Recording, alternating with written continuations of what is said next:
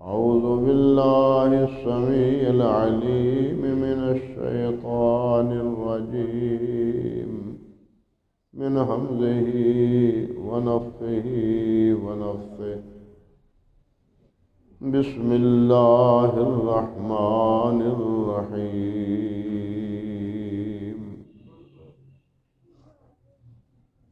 الله يتوفى الأنفس حين موتها والتي لم تمت في منامها فيمسك التي قضى عليها الموت ويرسل الأخرى إلى أجل مسمى إن في ذلك لآيات لقوم يتفكرون.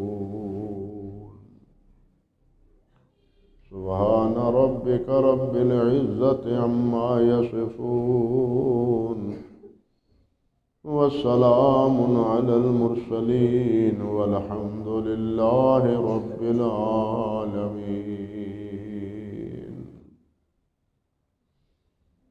محترم مکرم سامعین کرام،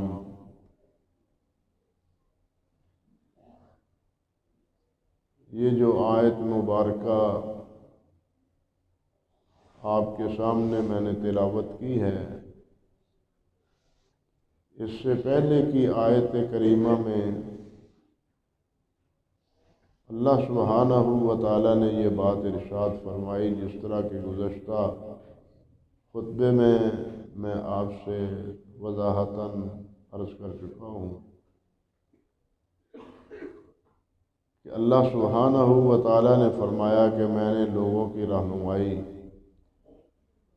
ان کی ہدایت کے لیے اپنی کتاب نازل کی ہے۔ اب جو اس سے رہنمائی لے گا، ہدایت پائے گا، اسی کا اسے فائدہ پہنچے گا، اور جو بے راہ روی اختیار کرے گا، ہدایت کو قبول نہیں کرے گا، وہ گمراہ اور اللہ کے ہاں مجرم ٹھہرے گا۔ یہ بات تو اس وقت اللہ رب العزت نے فرما دی تھی جس وقت آدم علیہ السلام کو زمین پہ بھیجا تھا، فَإِمَّا يَأْتِيَنَّكُم مِّنِّي هُدًى فَمَن تَبِعَ هُدَايَ فَلَا يَضِلُّ وَلَا يَشْقَى، کہ میں ہدایت کی کتاب تمہیں بھیجوں گا، پیغام بھیجوں گا، جو اس کی تابعداری کرے گا، فرم برداری کرے گا، وہ بد نصیب نہیں ہوگا اور نہ ہی گمراہ ہوگا۔ وہی کتاب سب کے لیے ہدایت کا ذریعہ ہے، اس کے علاوہ کسی کے ملفوظات، کسی اور کے ارشادات وہ ہدایت کا ذریعہ نہیں۔ رہے اللہ کے رسول صلی اللہ علیہ وسلم اور انبیاء کرام، تو حضرات انبیاء کرام کو بھی اللہ نے بھیجا ہے اس کتاب کی ہدایت اور اس کتاب کی وضاحت اور اس کتاب کی تبیین کے لیے۔ اب یہ جو آیت جو آپ کے سامنے آج تلاوت کی ہے، اس میں دو لحاظ سے اللہ رب العزت نے ہماری رہنمائی فرمائی۔ پہلی بات تو یہ کہ ہدایت جس طرح پہلے فرمایا کہ اللہ کے اختیار میں ہے، یہ ایسا کلیہ اور قاعدہ ہے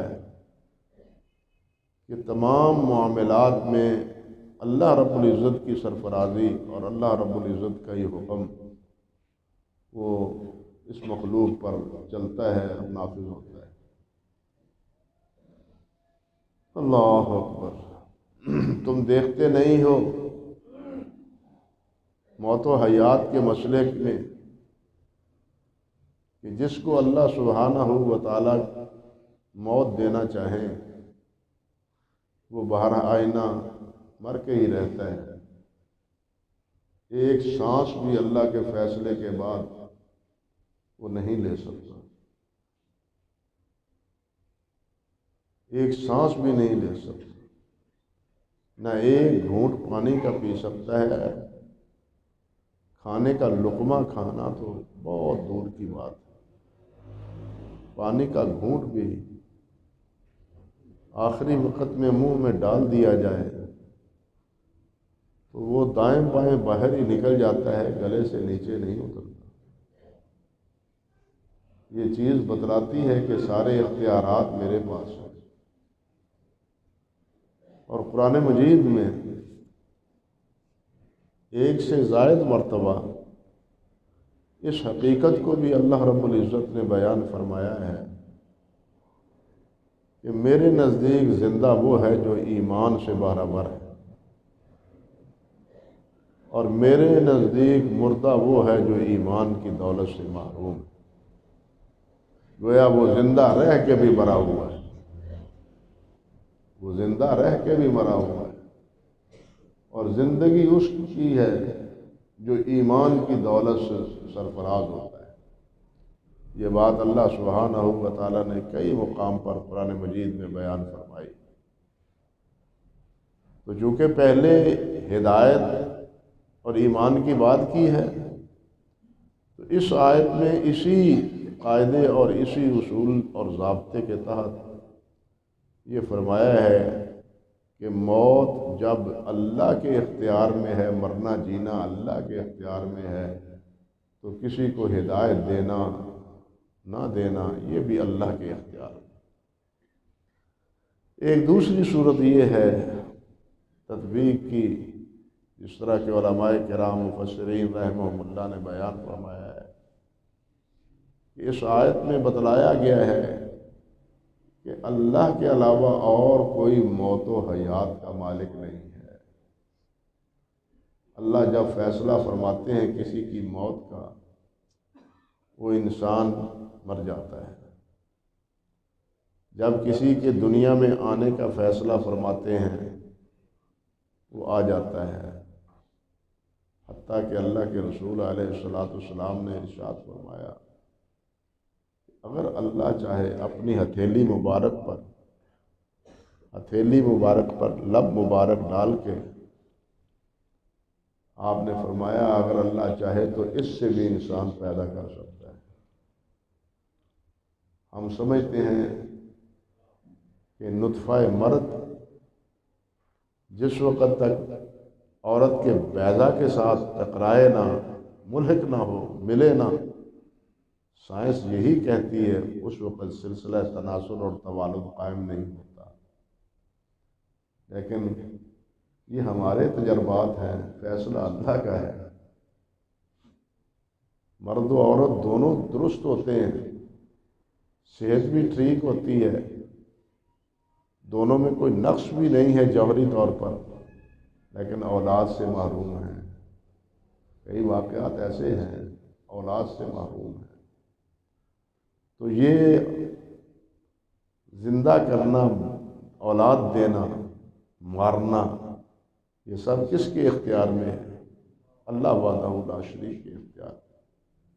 جب یہ حقیقت ہے کہ اللہ کے علاوہ موت و حیات کا کوئی مالک نہیں ہے، تو پھر جو موت و حیات کا مالک ہے، معبود بھی وہی ہے، عبادت کے لائق وہی ہے، عبادت اسی کا حق ہے، کسی اور کا حق عبادت نہیں ہے۔ جو خود موت سے دوچار ہونے والا ہے، آج نہیں تو کل، کل نہیں تو پرسوں، اس سال نہیں تو اگلے سال، کل من علیہا فان وَيَبْقَى وَجْهُ رَبِّكَ ذُو الْجَلَالِ وَالْإِكْرَامِ۔ جب ایک نہ ایک دن مر کے رہنا ہے، یہ مرنے والا معبود کس طرح ہو سکتا ہے؟ معبود تو حی قیوم ہے، وہ مرنے والا نہیں ہے۔ لیکن افسوس یہ ہے کہ یہ صاف ستھری بات بھی ہم غیروں کو کیا مسلمانوں کو بھی نہیں سمجھاتے، غیروں کو کیا اکثر مسلمانوں کو بھی سمجھ نہیں آتی۔ اور یہ بات اللہ ذوالجلال نے اتنے اسالیب میں فرمائی ہے کہ جس میں کسی نوعیت کا کوئی ابہام نہیں رہتا۔ سورۃ الفرقان کی ابتدائی آیات میں تیسری آیت میں اللہ نے فرمایا ہے وَاتَّخِذُوا مِن دُونِ اللَّهِ آلِهَةً۔ عجیب لوگ ہیں کہ انہوں نے اللہ کے علاوہ معبود بنا لیے، کئی معبود اللہ کے علاوہ۔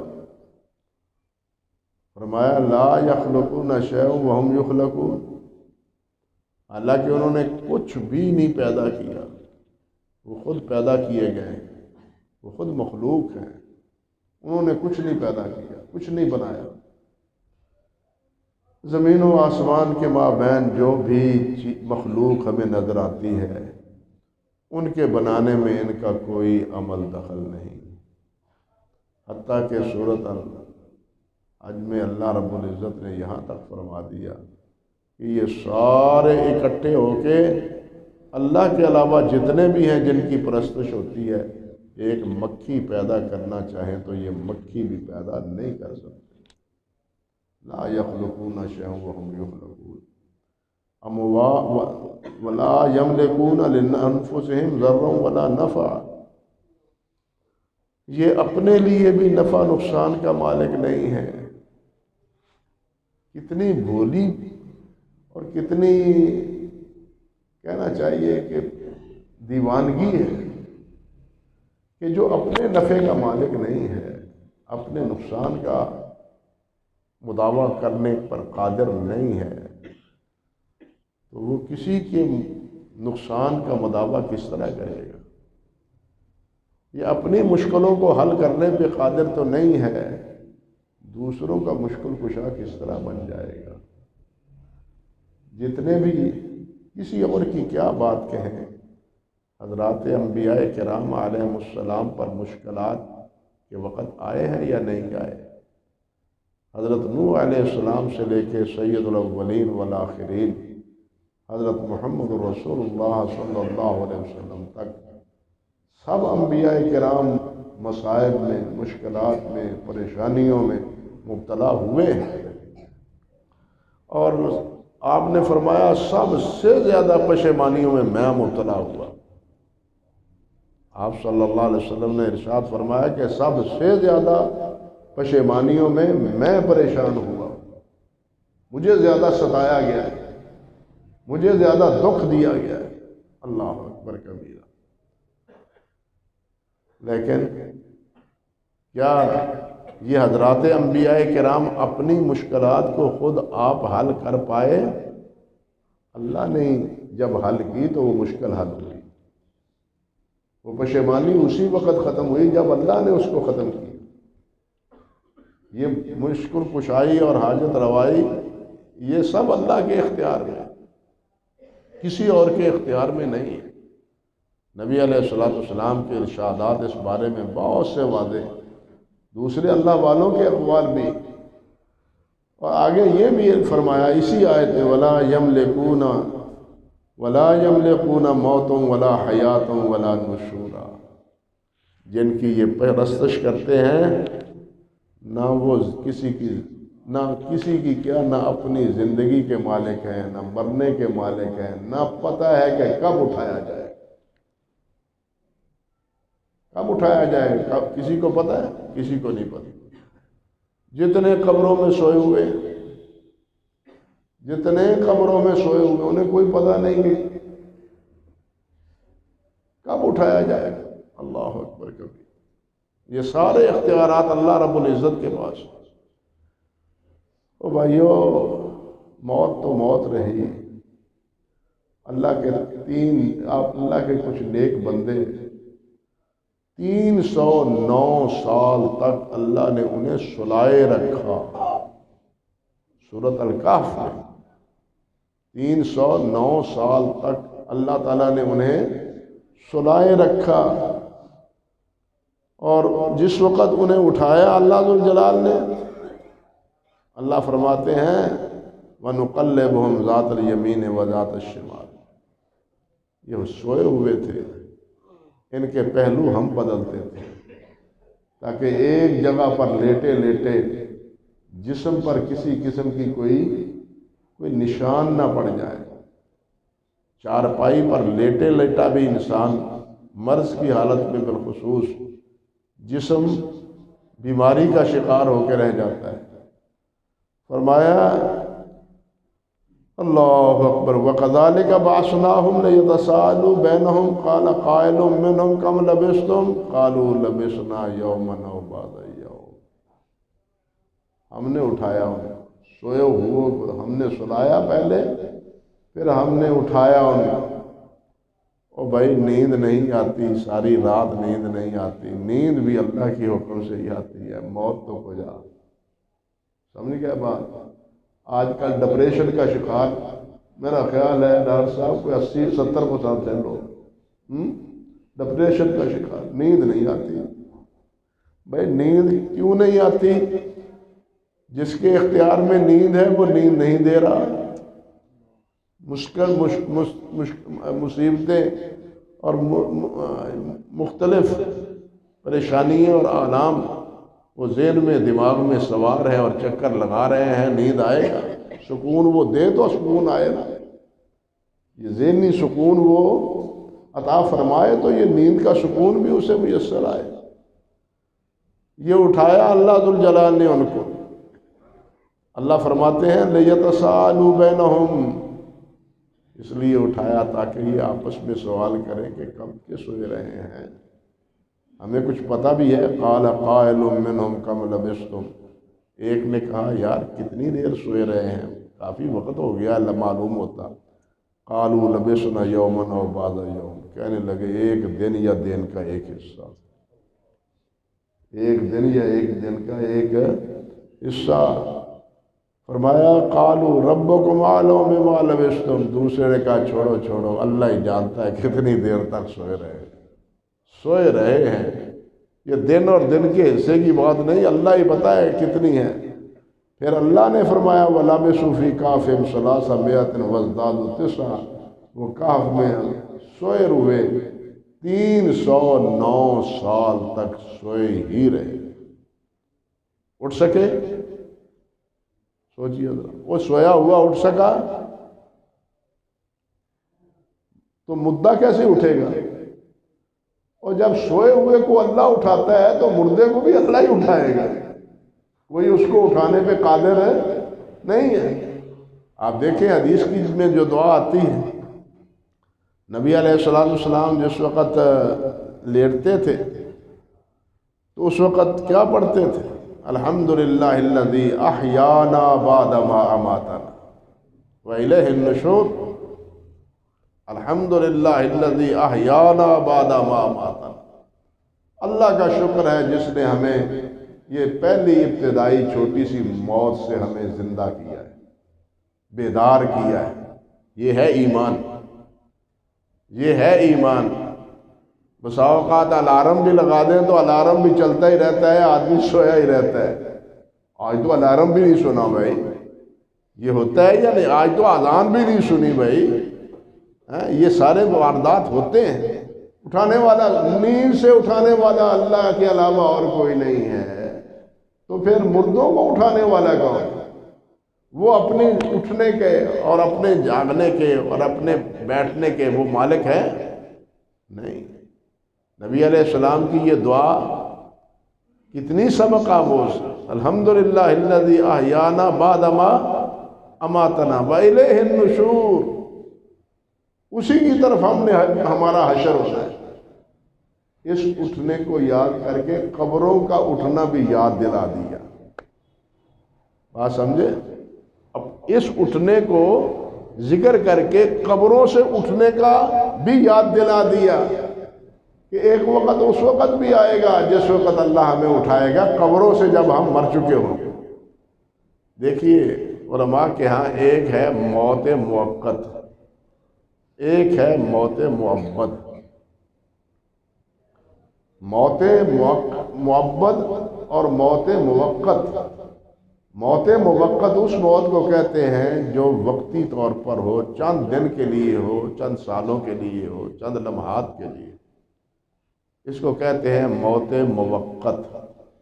اور موت مؤبد یہ علماء کی اصطلاحات ہیں، اس موت کو کہتے ہیں جب وہ حقیقی طور پر، پکے طور پر ماری جاتا ہے۔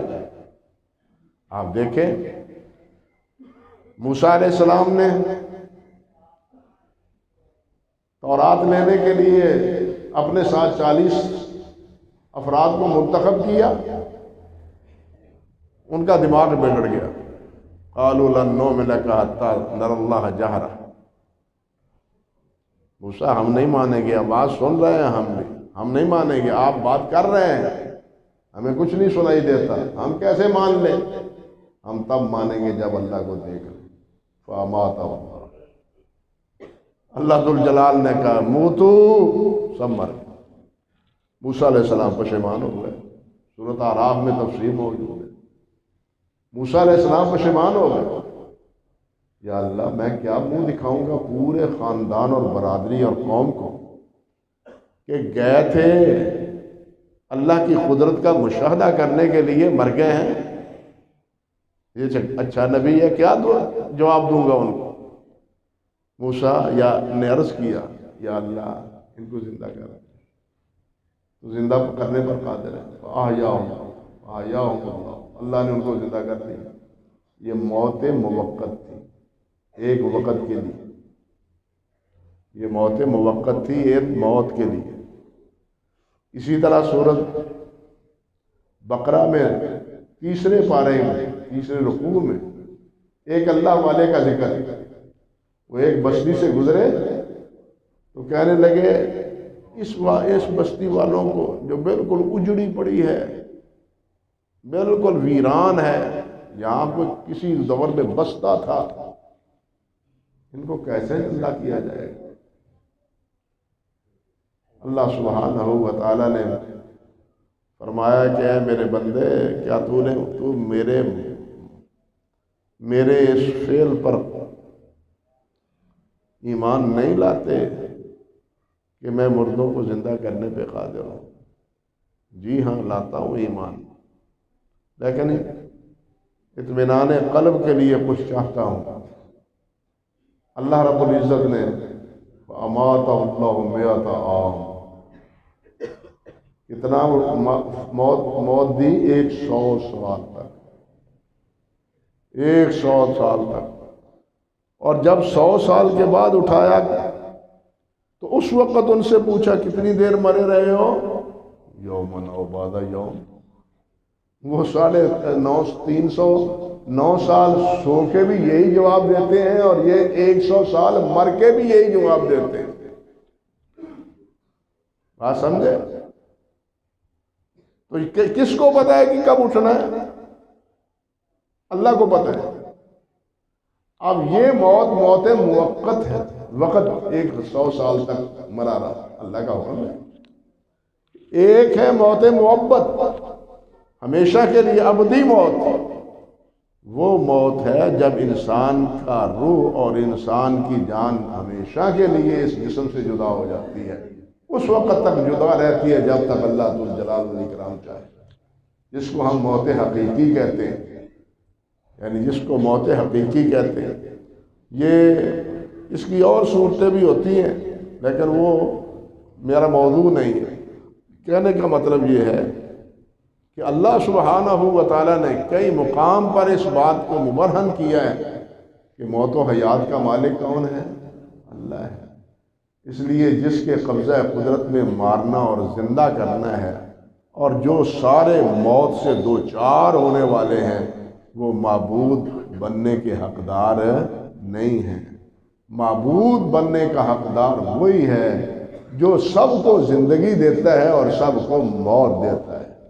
جس طرح اللہ نے فرمایا ہے هو الحی لا الہ الا ہو، هو الحی، اللہ لا الہ الا ہو، الحی القیوم، اللہ لا الہ الا ہو، الحی القیوم۔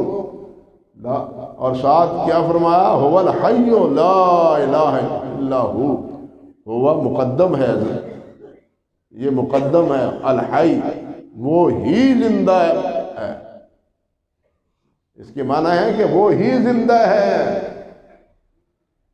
اور کوئی زندہ نہیں ہے، زندگی اسی کے لیے مدام ہے، باقی سب جتنے ہیں وہ مرنے والے ہیں۔ اللہ لا الہ الا ہو الحی القیوم، الحی القیوم، او حی قیوم، موت تو کجا، لا تأخذہ سنۃ ولا نوم، اسے تو اونگ بھی نہیں آتی، اسے تو نیند بھی نہیں آتی۔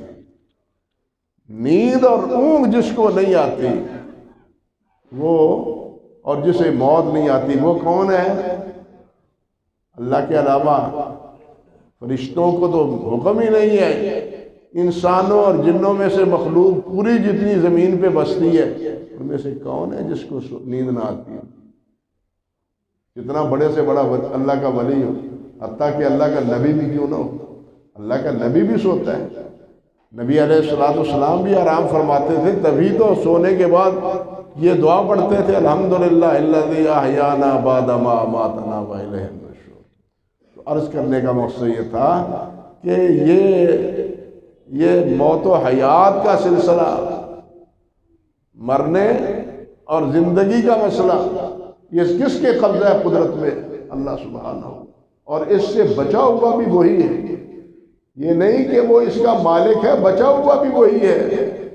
ظاہر بات ہے جو مالک ہے وہی بچ سکتا ہے، جو مالک ہی نہیں وہ بچ کیسے سکتا ہے؟ دوسرے کے اختیار میں ہے، جب چاہے اس کو موت دے دے۔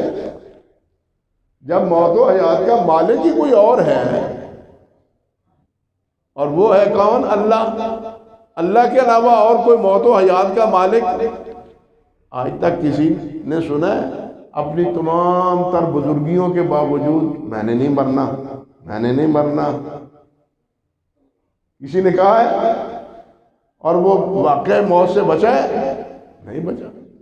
بھائیو، سید الاولین والآخرین انبیاء کی یہ تخصیص ہوتی ہے کہ اللہ سبحانہ و تعالی اپنے نبیوں کی عظمت کے اظہار کے لیے ان کا اس دنیا سے رخصت ہونا اور جانا یہ ان کی اجازت اور ان کی مرضی پر موقوف فرما دیا ہے۔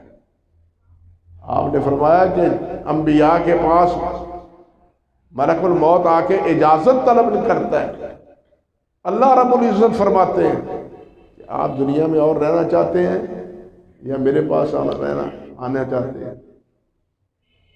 حضرت عائشہ صدیقہ رضی اللہ تعالی عنہ فرماتی ہیں، صحیح بخاری کی روایت ہے کہ نبی علیہ السلام نے آخری کلمات میں جب یہ بات کہی اللہم بالرفیق الاعلیٰ، تو میں یہ سمجھی کہ یہ اب فرشتہ آپ سے پوچھ رہا ہے،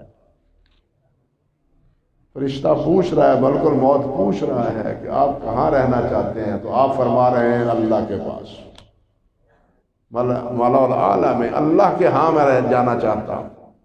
ہاں، اللہ اکبر۔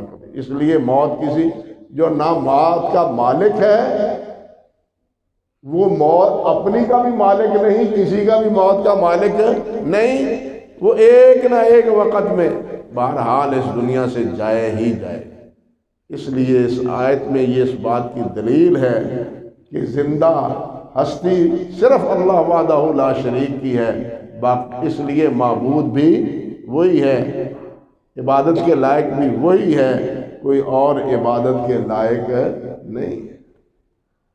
اگلی بات دیکھیے، اللہ فرماتے ہیں اللہ یتوفی الانفس حین موتہا، اللہ نفس کو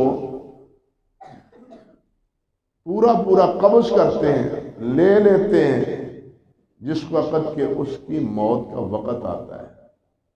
اس آیت میں دو تین مسئلے قابل غور اور بھی ہیں۔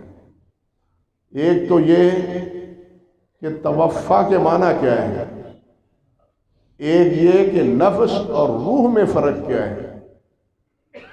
قرآن مجید میں علامہ فیروز آبادی نے فرمایا ہے کہ نفس کا اطلاق قرآن مجید میں 15 چیزوں پر ہوا ہے۔ نفس کا اطلاق قرآن مجید میں 15 چیزوں پر اس کا اطلاق ہوا ہے، اور ان میں سے ایک اطلاق روح بھی ہے۔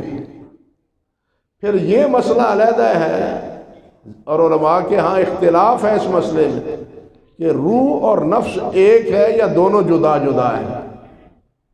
علامہ ابن عبد البر رحمۃ اللہ علیہ انہوں نے یہی کہا ہے علامہ سہیلی روض العنف میں کہ یہ دونوں ایک ہی چیزیں ہیں، لیکن جمہور علماء کہتے ہیں کہ نہیں، نفس اور ہے اور روح اور ہے۔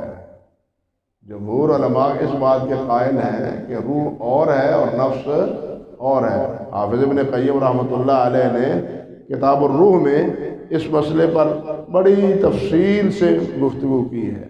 بہرحال یہ علمی مسئلہ ہے، لیکن ہمارا مقصد یہ ہے کہ ایک تو اللہ کا اللہ یتوفی الانفس، اللہ فوت کرتے ہیں، یہ یتوفا وفا اس کا مادہ ہے، وفا کے معنی ہے پورا کرنا۔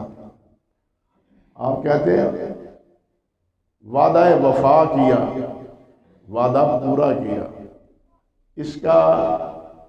اس کے برعکس کیا ہے؟ غدر، وعدہ پورا نہ کرنا، وعدہ نہ نبھانا۔ تو توفا کے اصل معنی کیا ہے؟ قبض کرنا، کسی چیز کو لینا۔ بلکہ آپ یہ بھی حیران ہوں گے کہ علماء نے یہ بات بھی لکھی ہے کہ قرآن مجید سے پہلے یہ توفا یا یتوفا کا لفظ موت کے لیے کلام عرب میں مستعمل ہی نہیں تھا۔ اس کا سب سے پہلے موت کے معنی میں استعمال کرنا یہ قرآن مجید نے کی ہے۔ لغت عرب میں یہ بتلایا ہے کہ کتنے الفاظ ہیں جن کا معنی موت ہے، مختلف الفاظ ہیں، 18-19 الفاظ ہیں جو موت کے معنی پر دلالت کرتے ہیں کلام عرب میں۔ عرب ان الفاظ سے موت تعبیر کرتے تھے، لیکن ان الفاظ میں انہوں نے توفا یا یتوفا کا لفظ استعمال نہیں کیا لغت عرب میں، لیکن قرآن مجید نے اس لفظ کو استعمال کیا ہے۔ تو یاد رکھیں اس کا اصل معنی تو کیا ہے؟ لینا، قبض کرنا، پورا پورا لینا، اور اسی سے تعبیر کیا ہے؟ وفات میں۔ یہ تعبیر سب سے پہلے قرآن مجید نے عرب کو بتلائی ہے۔ قرآن مجید کے جہاں اور بڑے احسانات ہیں، بہت بڑے احسانات ہیں معاشرے پر، عرب والوں پر، ان میں سے ایک یہ بھی ہے کہ نئے الفاظ دیے ہیں اللہ سبحانہ و تعالیٰ نے قرآن مجید میں نئے الفاظ دیے ہیں جو پہلے عرب میں، زبان عرب میں معروف ہی نہیں تھے، اور ان میں سے ایک یہی لفظ ہے یتوفا۔ تو اللہ فرماتے ہیں اللہ یتوفی الانفس حین موتہا، کہ اللہ سبحانہ و تعالی اس موت کے وقت نفس کو پورا پورا لے لیتے ہیں۔ واللتی لم تمت فی منامہا، اور وہ نفس جو اپنی موت میں فوت نہیں ہوتا، منام میں وہ تمت فوت نہیں ہوتا، فیمسک التی قضا علیہ الموت، تو اللہ سبحانہ و تعالیٰ اس کو روک لیتے ہیں جس کے بارے میں قضا فیصلہ کیا ہوتا ہے موت کا۔ آدمی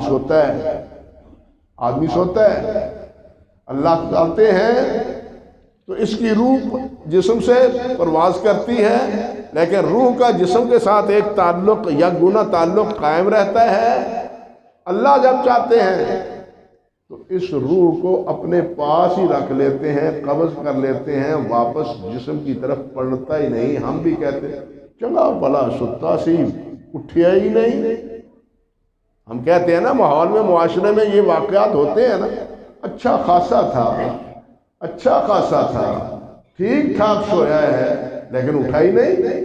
بھئی یہ اس لیے نہیں اٹھا کہ اس کا روح جو پرواز کیا ہے جسم کے ساتھ، جس حالت میں بھی پرواز کیا ہے، اللہ اکبر، اللہ تعالیٰ نے اس کو واپس نہیں پلٹایا۔ اللہ نے اس روح کو واپس نہیں پلٹایا، اس کو واپس اپنے پاس ہی رکھ لیا۔ فرمایا فَيُمْسِكُ الَّذِي قَضَىٰ عَلَيْهَا الْمَوْتَ وَيُرْسِلُ الْأُخْرَىٰ، اور دوسرے کو بھیج دیتے ہیں، جس کی زندگی ابھی باقی ہوتی ہے، چل واپس جتوں آیا سے چل اتھے ہی، وَيُرْسِلُ الْأُخْرَىٰ إِلَىٰ أَجَلٍ مُّسَمًّى، وقت مقرر تک، وقت مقرر تک۔ ان فی ذالک لآیات لقوم یتفکرون، اس میں اللہ رب العزت کی قدرت کی نشانیاں ہیں ان کے لیے جو فکر کرتی ہیں، غور کرتی ہیں۔ ورنہ جو موت و حیات کے نظام پر غور ہی نہیں کرتا تو کہتے ہیں مردے ہی رہندے نے، روز ہی مردے نے۔ لیکن اگر غور کریں، فکر کریں تو اس میں ہماری بھلائی اور ہدایت کا ایک بہت بڑا سبق ہے کہ یہ موت و حیات کا اختیار کس کے پاس ہے؟ اللہ وحدہ لا شریک۔ اچھا بھلا آدمی، اچھا بھلا آدمی یہ تو سویا ہوا ہے، جا رہا ہے، گرا ہے اور بہت ہو گیا۔ یہ ابھی مہینے ڈیڑھ مہینے کی بات ہے، ہمارے دوست تھے مکہ مکرمہ میں شیخ عزیر شمس رحمۃ اللہ علیہ، بہت بڑے فاضل اور بہت بڑے کہنا چاہیے کہ محقق اور بہت بڑے وہ عالم دین تھے۔ بالخصوص یہ جو ہے نا وہ کتابیں جو ابھی تک زیور طبع سے آراستہ نہیں ہیں، ان کتابوں کو پڑھنا اور ان کو پھر صحیح سمت تیار کرنا اور اس کی طباعت کا اہتمام کرنا، یہ ان کا کام تھا۔ تو خیر آپ دیکھیں اچھے بھلے طالب علم شاگرد ان کے پاس آئے ہیں، علماء آئے ہیں، بیٹھے ہیں، سب کچھ باتیں ہوئی ہیں، وضو کرنے کے لیے اذان ہوئی ہے، وضو کرنے کے لیے اٹھے ہیں، اٹھا بھی نہیں گیا، گر گئے ہیں اور فوت ہو گئے۔